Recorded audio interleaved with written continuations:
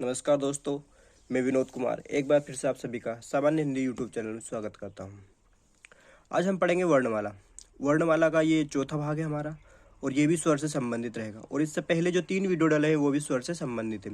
उसमें हम मात्रा के आधार पर, उत्पत्ति के आधार पर, जाति के आधार पर, ओष्ठाकृति के आधार पर और जीवा के प्रयोग के आधार पर, मुख द्वार खुलने के आधार पर हम स्वर के बारे में हमने जानकारी प्राप्त की थी। आज है हमारा प्रकृति के आधार पर स्वर, प्रकृति के आधार पर या स्वभाव के आधार, प्रकृति के आधार पर स्वर, ठीक है। प्रकृति के आधार पर या फिर स्वभाव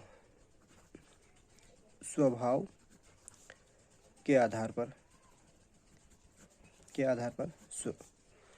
स्वर, ठीक। तो इसके बारे में बात करेंगे हम। तो इसके होते हैं दो भेद होते हैं, प्रकृति के आधार पर या फिर स्वभाव के आधार पर। कौन कौन से दो भेद होते हैं देखिए। तो पहला है यहाँ से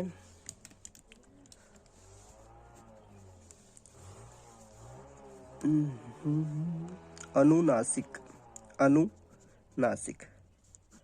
पहला है, और इसका दूसरा है अनुनासिक, ठीक है। अब अनुनासिक की डेफिनेशन देख लीजिए। जिन स्वरों का उच्चारण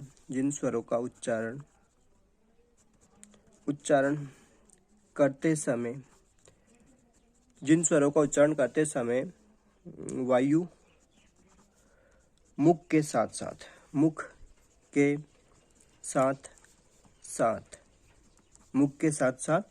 नाक से निकले, ठीक है। नाक से भी निकले उसे हम क्या कहेंगे? अनुनासिक, ठीक है। अनुनासिक जिन स्वरों का उच्चारण करते समय वायु मुख के साथ साथ नाक से भी निकले, उन्हें अनुनासिक कहेंगे। तो अनुनासिक कहेंगे। इसमें आप सभी को यहाँ से क्लियर हो गया होगा कि कौन से कहलाता है। अब उदाहरण देखिए, यहाँ पर उदाहरण में ऐसे है, ये अम है, आम है, ई। तो ये वाला आप इसे ऐसा कर लीजिए, और बड़ी ई इस तरह से। ए है, ए के ऊपर ये, और आई है, आई के ऊपर, ओ है, ओ के ऊपर, और औ है। तो इस तरह से इनके ऊपर बिंदी लगती है यहाँ पर। तो यहाँ समझ लिए अनुनासिक तो कहाँ पर। तो इसके बारे में हम बात करते हैं, इसको आगे बात करते हैं। पहले अनुनासिक समझ लीजिए। जिन स्वरों का उच्चारण करते समय वायु मुख से निकले, ना कि नाक से, ठीक है। मुख से निकले तो वो कहलाते हैं अनुनासिक, ठीक है। अनुनासिक जैसे आ है, ई है, और आगे ऐसे ही। तो इसमें क्या है, जैसे ये है अम की जो बिंदी है ये वाला, वो उसका प्रयोग नहीं होता है, ठीक है। तो ये होते हमारे अनुनासिक। आपको समझ में आ गया होगा यहाँ से आप सभी को। उदाहरण इस तरह से ही है। तो ये प्रकृति के आधार पर या स्वभाव के आधार पर दो भेद है स्वर के। एक है अनुनासिक, एक है अनुनासिक। अनुनासिक जिन स्वरों का उच्चारण करते समय वायु मुख के साथ साथ नाक से भी निकले। तो ये वाला आम, ईम, एम, तो ये वाले हमारे होते हैं, ठीक है। इस तरह से अब बात आती है कि ये जो है और ये, तो इस पे क्या अंतर है। तो जब भी, जहाँ भी, जिस शब्द से, जहाँ पर भी किसी, चाहे कोई सा वर्ण हो, जहाँ पर किसी वर्ण के ऊपर से, किसी वर्ण पर शिरोरेखा, ठीक है, शिरोरेखा गुजर जाती है तो अनुस्वार का प्रयोग किया जाता है। अनुस्वार का प्रयोग किया जाता है। ठीक है, जैसे कोई सा भी है, जैसे हम लिखते हैं ये अम है, ठीक है, ये वाला है, तो इसको यदि सिरोरेखा गुजर जाएगी, ये हो जाएगा इस तरह से, तो यहाँ पर इस तरह से, ये समझाने के लिए बता रहा हूँ। ये ए है, ए, ठीक है, ए है, आ प्लस ए, ये कैसे बना है, तो ये है आ प्लस ए, इसके ऊपर इस तरह से ये बना हुआ है, इस तरह से, ठीक है। तो जहाँ पर किसी वर्ण पर सिरोरेखा गुजर जाती है तो अनुस्वार का प्रयोग किया जाता है, तो अनुस्वार इस बिंदी का प्रयोग किया था। तो आपको यहाँ पर भी वही देखने को मिल रहा होगा, यहाँ पर भी, यहाँ। तो इस तरह से आपको सारी चीज़ें यहाँ से क्लियर हो गई है, अनुनासिक कौन से होते हैं और अनुनासिक कौन से होते हैं। ठीक है, अब हम बात करेंगे व्यंजन के बारे में। अब आगे हम बात करेंगे व्यंजन के बारे में। ठीक है, तो अब हम यहाँ से व्यंजन के बारे में बात करेंगे। व्यंजन तो पहला है, यहाँ से देखिए, व्यंजन जो है वी प्लस अंजन से मिलकर बना है। वी प्लस अंजन, ये दो शब्दों से, तो ये जो है ये हमारा हो जाएगा उपसर्ग। यहाँ पर वी उपसर्ग का काम कर रहा है और ये अंजन है, अंजन एक शब्द हो गया। ठीक है, ये शब्द हो गया। तो अंजन का अर्थ होता है, इसका अर्थ होता है, अंजन का अर्थ होता है काजल, काजल या फिर सुरमा। ठीक है, और इसका होता है विशेष या विशिष्टता के साथ में, विशेष रूप से। ठीक है, विशेष अंजन विशिष्टता के साथ। तो ये जो है व्यंजन वी प्लस अंजन से मिलकर बना है। ये वी जो है उपसर्ग के रूप में काम कर रहा है यहाँ पर, और अंजन शब्द है, ये एक शब्द है, और शब्द इसका अर्थ क्या है, काजल या सुरमा। और ये जो है व्यंजन, तो व्यंजन ये हमारा यण स्वर संधि है, यण स्वर संधि। ठीक है, तो यहाँ से इतनी चीज़ आपको क्लियर हो गई होगी व्यंजन शब्द के बारे में ही। अब व्यंजन के बारे में हम बात करेंगे। तो व्यंजन की परिभाषा क्या हो जाएगी, यहाँ से परिभाषा देख लेते हैं। परिभाषा व्यंजन की,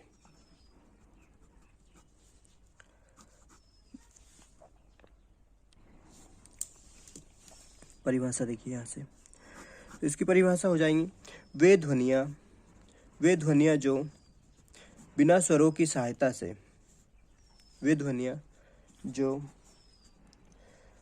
बिना स्वरों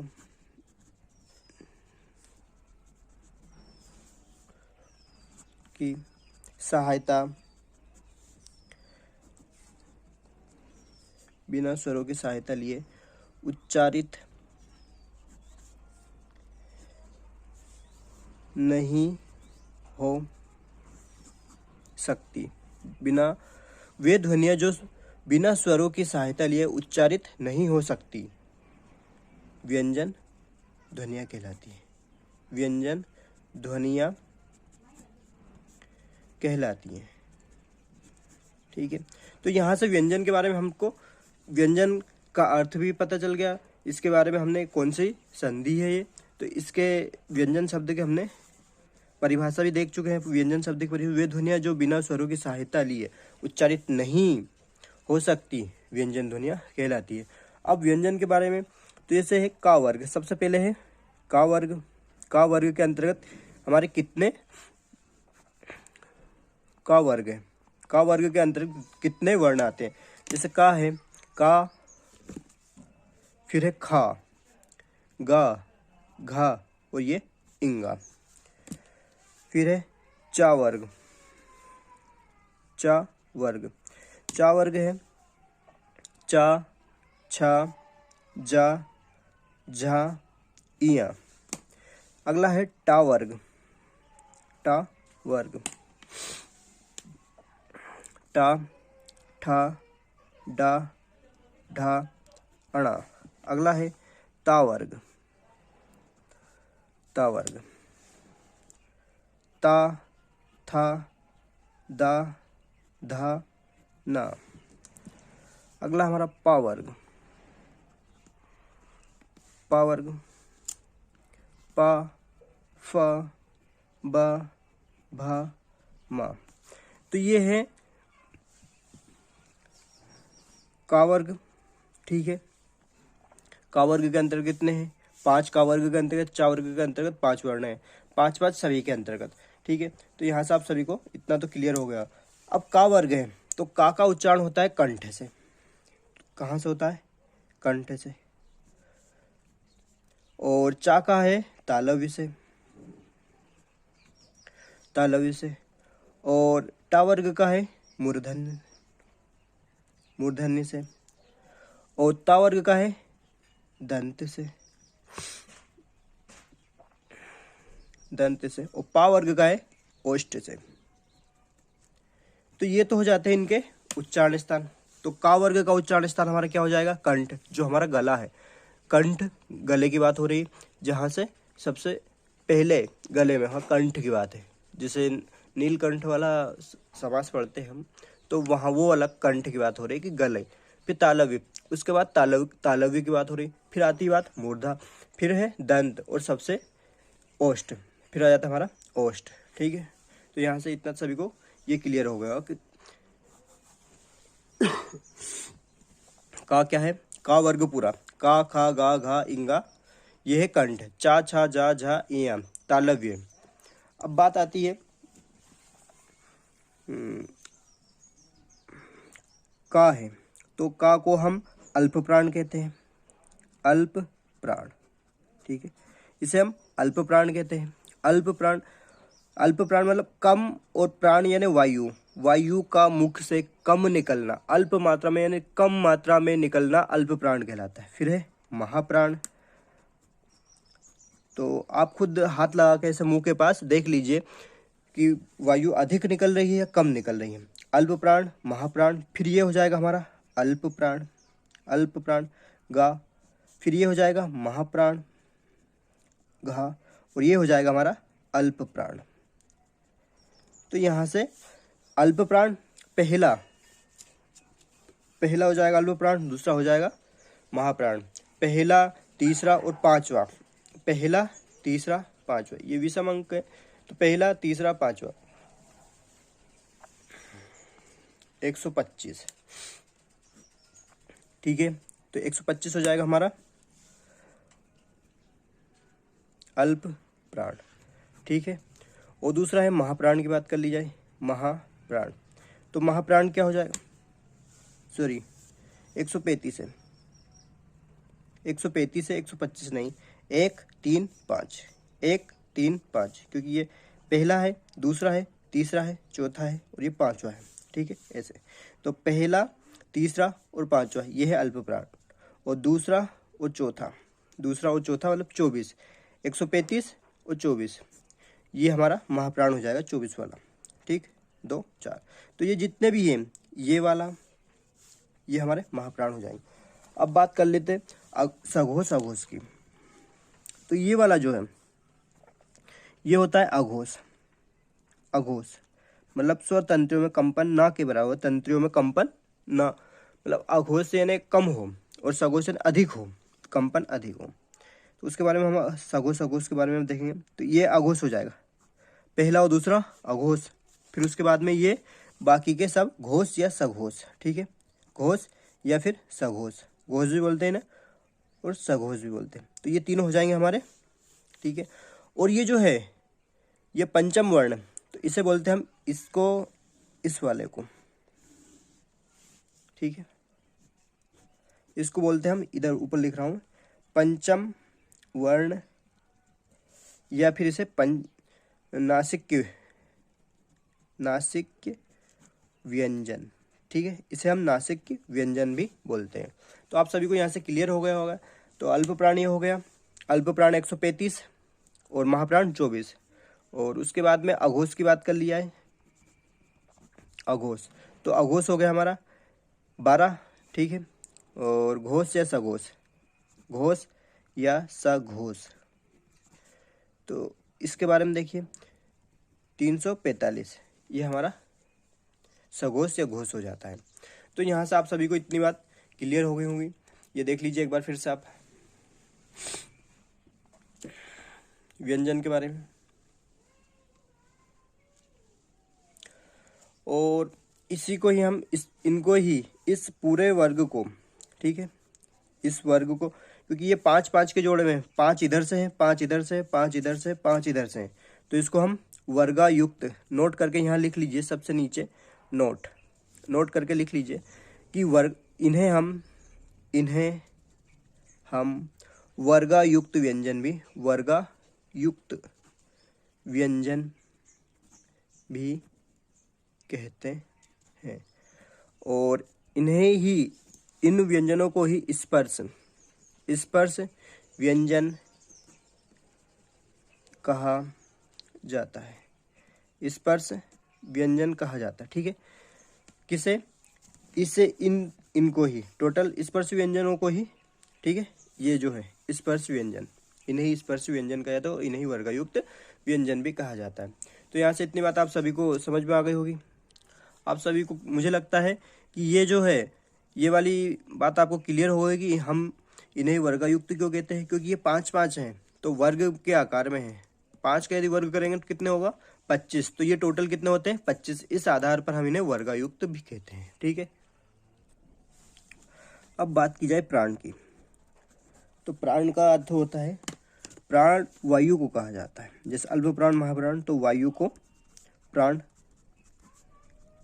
कहा जाता है, ठीक है, कहा जाता है। तो सबसे पहला है अल्प प्राण। अल्प प्राण देखिए,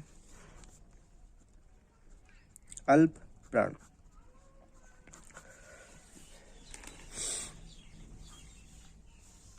यहां से इसकी डेफिनेशन है, वायु का मुख से कम निकलना। वायु का मुख से कम निकलना क्या कहलाएगा? अल्प प्राण, ठीक है। तो ये है वायु का मुख से कम निकलना, अल्प प्राण। और महाप्राण, वायु का मुख से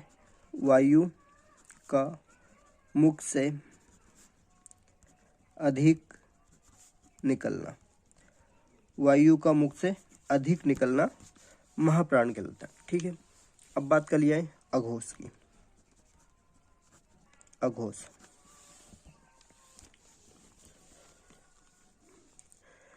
जिन ध्वनियों के उच्चारण में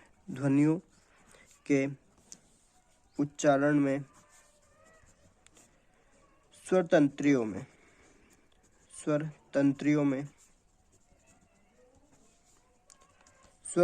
में कंपन ना हो, ठीक है। अर्थात यहाँ से देख लीजिए, अर्थात वायु बिना कंपन के मुख से बाहर आती है, उसे अघोष ध्वनि कहते हैं, ठीक है। मतलब वायु बिना कंपन के मुख से बाहर आती है, अघोष ध्वनि कहलाती है। अब सघोष की बात कर लिया, सघोष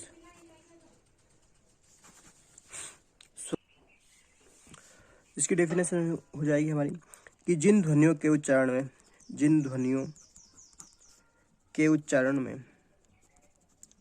में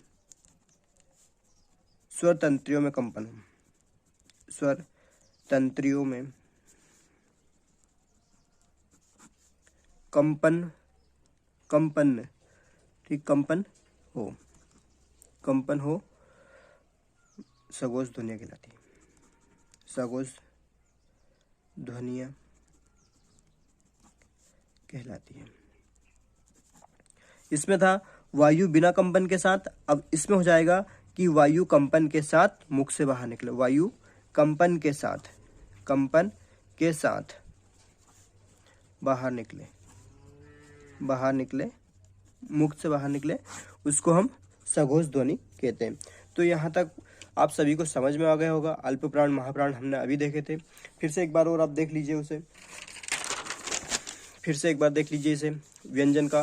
और इसके बारे में हमने, ये अल्प प्राण है, महाप्राण है, फिर अल्प प्राण, फिर महाप्राण, फिर अल्प प्राण, और पहला और दूसरा ये अघोष होते हैं, तीसरा, चौथा, पांचवा इन्हें हम सघोष कहते हैं। और ये पंचम वर्ण भी है, इंगा, इया, ण, ना और मा, और इन्हीं को हम नासिक की व्यंजन, यानी नाक का, इनका प्रयोग करते समय नाक से वायु निकलती है, तो ये नासिक की व्यंजन हो जाते हैं हमारे। ठीक है, तो नासिक व्यंजन कितने हैं? 5 है। हम आगे पढ़ेंगे इनके बारे में। तो अल्पप्राण 135 हो गया, मतलब 1, 3, 5। पहला वर्ग का प्रथम, ठीक है, वर्ग का प्रथम हो गया, वर्ग का तृतीय हो गया, वर्ग का पंचम हो गया, ये हो गया अल्पप्राण। महाप्राण वर्ग का दूसरा, वर्ग का चौथा, महाप्राण कहलाता है। और अघोष वर्ग का प्रथम, वर्ग का द्वितीय, अघोष कहलाता है। और वर्ग का तृतीय, वर्ग का चतुर्थ, वर्ग का पंचम, ये कहलाता है हमारा सघोष या घोष। और इन्हें ही हम स्पर्श व्यंजन कहते हैं या फिर वर्गायुक्त व्यंजन। स्पर्श व्यंजन की संज्ञा भी इन्हें दी गई है और इन्हें ही हम वर्गायुक्त व्यंजन भी कहते हैं। ठीक है।